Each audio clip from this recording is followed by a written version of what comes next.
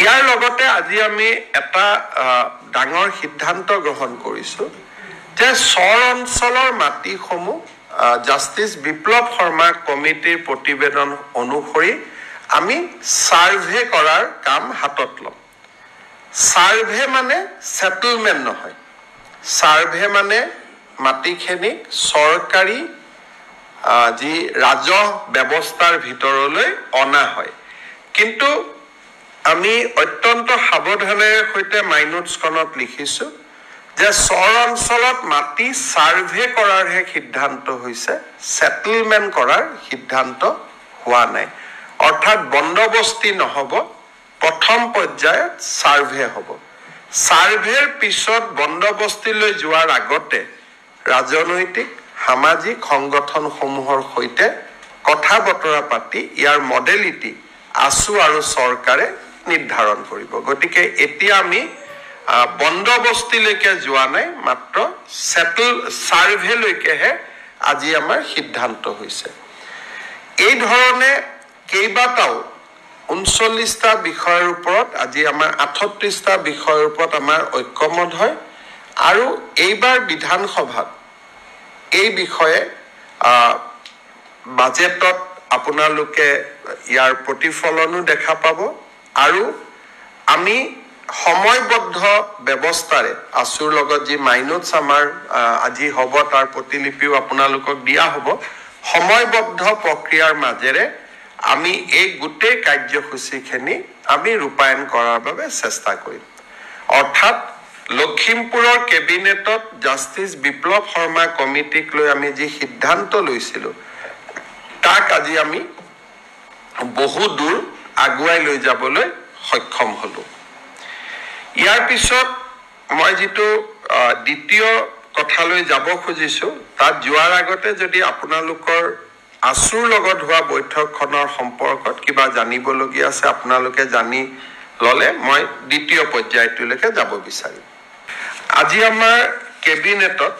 Tiwa autonomous কাউন্সিলৰ সদস্যৰ সংখ্যা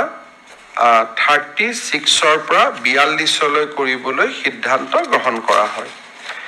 কেবিনেটত মিছিং ৰাভা হাছং ঠেঙাল সোণোৱাল দেউৰী আৰু বডু কছাৰী ৱেলফেয়াৰ কাউন্সিলৰ ইলেকশ্যন সেপ্টেম্বৰ মাহত অনুষ্ঠিত কৰিবলৈ আৰু ৰাভা হাছঙৰ ইলেকশ্যন এপ্ৰিল মাহৰ ভিতৰত অনুষ্ঠিত কৰিবলৈ সিদ্ধান্ত গ্ৰহণ কৰা হয় আৰু যেতিয়ালৈকে কাউন্সিল কেইখন নহব বৰ্তমান কাউন্সিলে নিৰ্বাচন নোহোৱালৈকে বৰ্তমান কাউন্সিলে যাতে ইয়াৰ কাৰ্যসূচী চলাই থাকে তাৰ বাবে সিদ্ধান্ত গ্ৰহণ কৰা হয় আয়ুৰ্বেদিক পোষ্ট গ্ৰেজুৱেট পাছ কৰা আৰু তাৰ পিছত চৰকাৰত কাম কৰি থকা ডক্টৰ সকলক আমি 3টা এডভান্স ইনক্ৰিমেন্ট স্যালাৰি লগত দিবৰ কাৰণে আজি কেবিনেটে সিদ্ধান্ত গ্ৰহণ কৰে আজি আমাৰ কেবিনেটত নতুনকৈ গঠন হোৱা 3টা ডিপাৰ্টমেন্টৰ বাজেট হেড বনাবৰ বাবে সিদ্ধান্ত গ্ৰহণ কৰে Barak valley department department of innovation incubation and startup আৰু tea tribes and Adivasi welfare এতিয়াৰ পৰা 3টা স্বতন্ত্ৰ বিভাগ হ'ব আৰু স্বতন্ত্ৰ 3টা বিভাগৰে বাজেট থাকিব আজিৰ কেবিনেটত বড়োলেণ্ডত স্বামী বিবেকানন্দ ইউনিভাৰ্চিটি বুলি ব্যক্তিগত বিশ্ববিদ্যালয় এখনত মঞ্জুৰি দিয়া হয় আজি আমাৰ কেবিনেটত এটা অসমৰ বন বিভাগৰ বাবে এটা খুব ঐতিহাসিক সিদ্ধান্ত অসমৰ 7খন নেশ্যনেল পাৰ্ক হিচাপে সিখনা জহলাও নেশ্যনেল পাৰ্ক কোকৰাঝাৰত আমি কোকৰাঝাৰ আৰু চিৰাং জিলাত আমি অনুমোদন কৰো 316 স্কয়াৰ কিলোমিটাৰ এই পাৰ্কখন ৰাইমনা পাৰ্ক আৰু মানস নেশ্যনেল পাৰ্কৰ মাজত হ'ব and this will be the 7th national parks of Assam so now we are second after Madhya Pradesh গতিকে ইয়াৰ আগতে মধ্য প্ৰদেশৰ 10খন নেশ্যনেল পাৰ্ক আছে আমি 7খন হম আৰু বাকি ষ্টেট বিলাকত নেশ্যনেল পাৰ্ক 7তকৈ তলত সো এতিয়া আমি অসমত নেশ্যনেল পাৰ্ক থকা ৰাজ্য হিচাপে আমি দ্বিতীয়খন হ'ম আৰু ইয়াৰ যদি আপোনালোকে লোকেশ্যনটো চাই এফালে ৰাইমনা এফালে মানস ইয়াৰ মাজত